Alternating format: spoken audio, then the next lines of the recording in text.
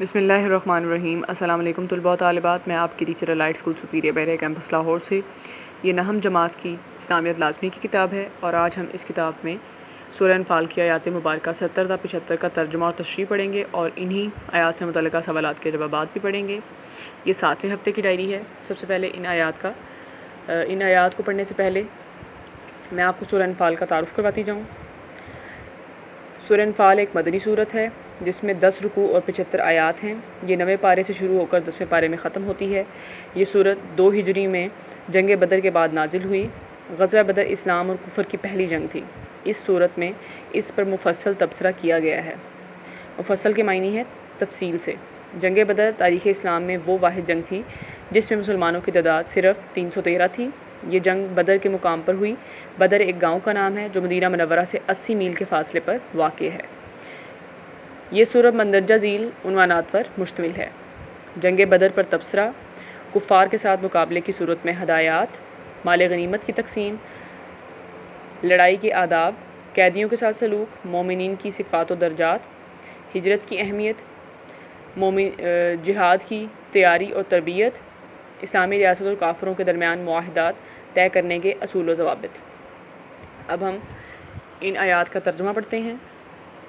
اے پیغمبر صلی اللہ علیہ وآلہ وسلم، جو قیدی تمہارے ہاتھ میں گرفتار ہیں ان سے کہہ دو اگر خدا تمہارے دلوں میں نیکی معلوم کرے گا تو جو مال تم سے چھن گیا ہے اس سے بہتر تمہیں عنایت فرمائے گا اور تمہارے گناہ بھی معاف کر دے گا، اور خدا بخشنے والا مہربان ہے۔ اور اگر یہ لوگ تم سے دغا کرنا چاہیں گے، دغا کے معنی ہے دھوکے کے، تو یہ پہلے ہی خدا سے دغا کر چکے ہیں، تو اس نے ان کو تمہارے قبضے میں کر دیا، اور خدا دانا حکمت والا ہے۔ دانا کے معنی ہے عقل، حکمت کے معنی ہے دانائی اور عقل کے۔ جو لوگ ایمان لائے اور وطن سے ہجرت کر گئے اور خدا کی راہ میں اپنے مال اور جان سے لڑے، اور جنہوں نے ہجرت کرنے والوں کو جگہ دی اور ان کی مدد کی، وہ آپس میں ایک دوسرے کے رفیق ہیں۔ ہجرت کے معنی ہے ملک کو ہمیشہ کے لیے چھوڑنا، یا آپ صلی اللہ علیہ وآلہ وسلم اور ان کے ساتھیوں کا مکہ سے مدینہ کی طرف جانا۔ رفیق کے معنی ہے دوست یا ساتھی کے۔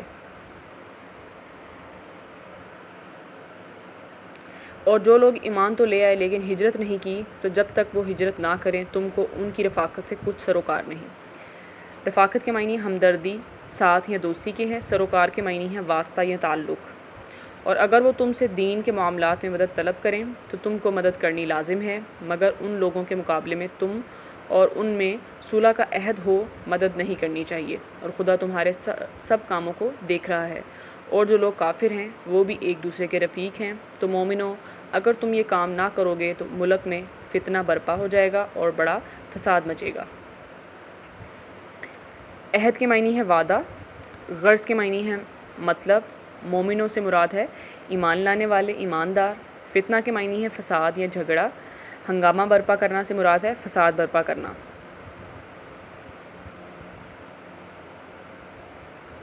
اور جو لوگ کافر ہیں وہ بھی ایک دوسرے کے رفیق ہیں۔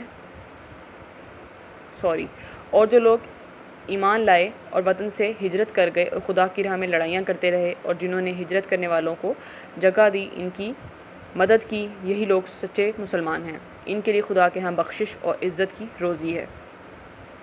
جہاد سے مراد دین کی حمایت میں ہتھیار اٹھانا۔ اور جو لوگ بعد میں ایمان لائے اور وطن سے ہجرت کر گئے اور تمہارے ساتھ ہو کر جہاد کرتے رہے، وہ بھی تم ہی میں سے ہیں۔ اور رشتہ دار خدا کی حکم کی روح سے ایک دوسرے کے زیادہ حقدار ہیں۔ کچھ شک نہیں کہ خدا ہر چیز سے واقف ہے۔ حقدار کے معنی ہے حق رکھنے والا، واقف کے معنی ہے جاننے والا۔ ان آیات کی تشریح پڑھتے ہیں۔ ان آیات مبارکہ میں اس بات کی وضاحت فرمائی گئی ہے کہ کفار سے جو مال غنیمت ملا وہ مسلمانوں کے لیے حلال قرار دے دیا گیا۔ مال غنیمت سے مراد ہے لوٹ کا مال، دشمن کا وہ مال جو لڑائی کے وقت ہاتھ آئے۔ حلال سے مراد ہے جائز یا درست۔ مگر اس سے قیدیوں کی دل آزاری ہوئی تھی، اس لیے اس میں اعتدال پیدا کرنے کے لیے فرمایا جا رہا ہے، اے پیغمبر صلی اللہ علیہ وآلہ وسلم، ان اسیران جنگ کو یہ بتا دیجئے کہ اگر تمہارے دل میں ذرا سی بھی بھلائی ہوتی تو اللہ تعالیٰ کو تم اپنے لیے ایسا غفور الرحیم پاتے جیسا کہ مومنوں کے لیے ہے۔ اعتدال کے معنی ہے نہ کمی نہ زیادتی، یعنی کہ میانہ روی۔ دل آزاری کے معنی ہے دل دکھانا۔ اسیران جنگ کے معنی ہے جنگ کے قیدی۔ غفور الرحیم کے معنی ہے بخشش اور رحم کرنے والا۔ تمہارے دل رشد و ہدایت سے یکسر خالی نہ ہوتے اور اسلام قبول کر لیتے تو جتنا کچھ مال تم سے لے کر مومنوں کو دلوایا ہے اتنا ہی نہیں بلکہ اس سے بھی زیادہ تمہیں مل جاتا، اور ساتھ ہی تمہاری پچھلی خطائیں بھی معاف ہو جاتی۔ پھر فرمایا اگر ان کے دلوں میں کھوٹ ہے اور وہ آپ کو دھوکہ دے کر اس وقت اپنا کام نکالنا چاہتے ہیں تو یہ نئی بات نہیں، وہ اس سے قبل اللہ کو بھی دھوکہ دے چکے ہیں اور قول و قرار کر کے پھر چکے ہیں۔ خطا کے معنی ہے غلطی یا گناہ کے، کھوٹ کے معنی ہے ملاوٹ یا نقص، قول و قرار کے معنی ہے عہد و پیما کرنا، وعدہ، وعید۔ آیت نمبر 72 کی تشریح پڑھتے ہیں۔ اس آیت مبارکہ میں اللہ تعالیٰ نے مہاجرین و انصار کی تعریف بیان کی ہے۔ مہاجرین سے مراد وہ مسلمان جو مکہ سے ہجرت کر کے مدینہ آئے، اور انصار سے مراد وہ لوگ جنہوں نے مہاجرین کو پناہ دی اور ان کی مدد کی۔ مسلمان اس وقت دو جگہ بٹے ہوئے تھے، کچھ ہجرت کر کے مدینہ منورہ چلے آئے اور کچھ مکہ ہی میں تھے۔ اللہ تعالیٰ نے ارشاد فرمایا کہ جو لوگ ایمان لائے اور وطن سے ہجرت کی یعنی مکہ چھوڑا اور جان و مال سے اللہ کی راہ میں لڑے، اور وہ مسلمان یعنی انصار مدینے کے رہنے والے جنہوں نے ان مہاجرین کی مالی مدد کی اور انہیں رہنے کے لیے مدینہ منورہ میں جگہ دی، یہ دونوں فریق ایک دوسرے کے بھائی ہیں، انہیں اللہ تعالیٰ نے سچے مومن قرار دیا ہے اور آخرت میں ان کے لیے انعام ہے۔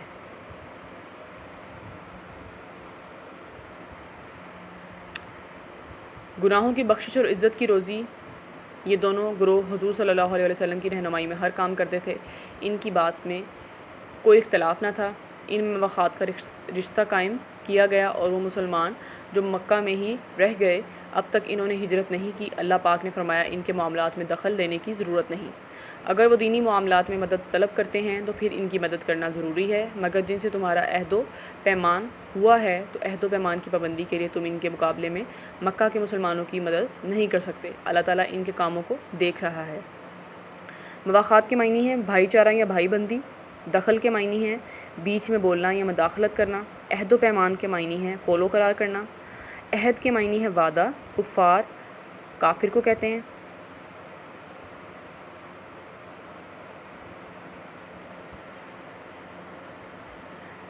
آیت نمبر 73 کی تشریح پڑھتے ہیں۔ اس آیت مبارکہ میں اس بات کی وضاحت فرما دی ہے کہ کسی قوم سے عہد کی صورت میں تم مسلمانوں کی مدد نہیں کر سکتے مگر جب وہ ان کے دین کو مٹانا چاہیں یا ان کو دین کے بنیادی اراکین کی ادائیگی سے روکیں، تو پھر ان کے خلاف جہاد کرنا ضروری ہے، کیونکہ کافر ہی کا رفیق اور وارث ہے۔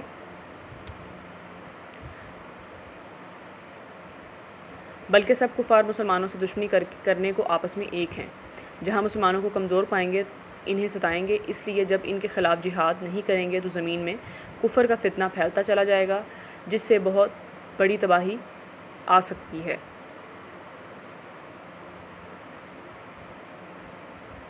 کفر کے معنی ہے خدا کو نہ ماننا، ناشکری کرنا۔ آیت نمبر 74 کا ترجمہ تشریح پڑھتے ہیں۔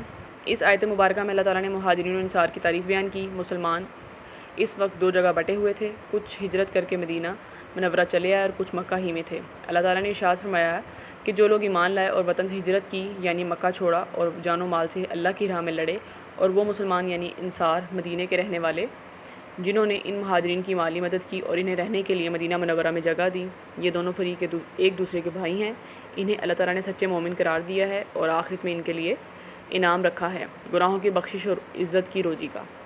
آخری آیت مبارکہ یعنی کہ آیت نمبر 75 کی تشریح پڑھتے ہیں۔ اس آیت مبارکہ میں بعد میں مکہ سے مدینہ ہجرت کر کے آنے والے مسلمانوں کے بارے میں وضاحت فرمائی گئی ہے کہ جو لوگ بعد میں ہجرت کر کے مدینہ منورہ آئے اور مسلمانوں یعنی مہاجرین و انصار کے ساتھ ہو کر جہاد میں بھی شامل ہوئے، وہ بھی تمہارے بھائی ہیں، اور یہ کہ اللہ نے تقسیم وراثت میں صرف اہل قرابت ہی کو حصہ دار قرار دیا ہے۔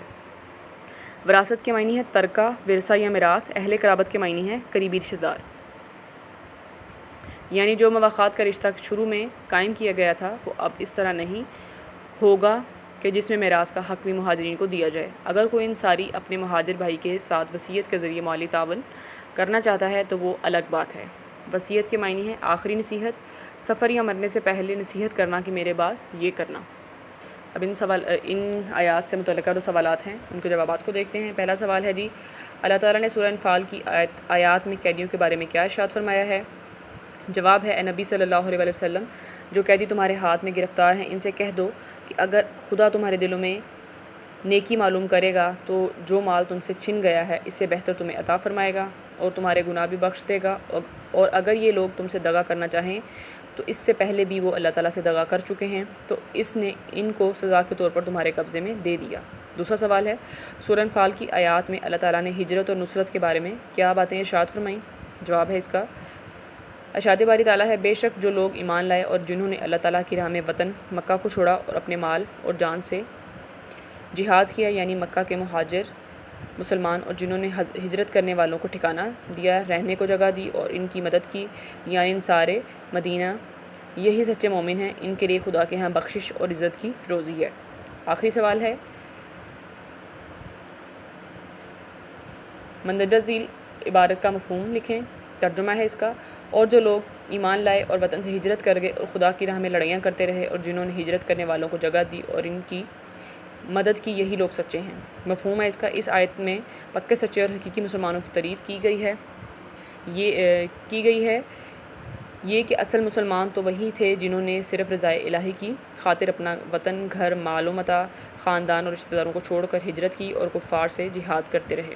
دوسرے وہ جنہوں نے ان مہاجروں کو پناہ دی، رہائش دی، کاروبار دیا اور ہر طرح ان کی مدد کی اور ان کے ساتھ مل کر کافروں سے جہاد کرتے رہے اور رسول اللہ صلی اللہ علیہ وسلم کے ہر حکم کی تعمیل کرتے رہے۔ ان کے ایمان میں کسی قسم کا شک و شبہ نہیں ہے۔ اللہ تعالیٰ نے ان کو بڑی شانیں عطا کی، انہیں آخرت میں مغفرت اور جنت میں بڑی عزت کی روزی کی بشارت دی ہے۔ طلباء طالبات، آپ نے یہ تمام آیات کا ترجمہ اچھے طریقے سے یاد کرنا ہے اور ان کی تشریح اور سوالات جو ہیں یہ بھی آپ اچھے طریقے سے یاد کریں گے اور اس کو اپنی جو نوٹ بک ہے اس میں لکھیں گے۔ اوکے طلباء طالبات، اللہ حافظ۔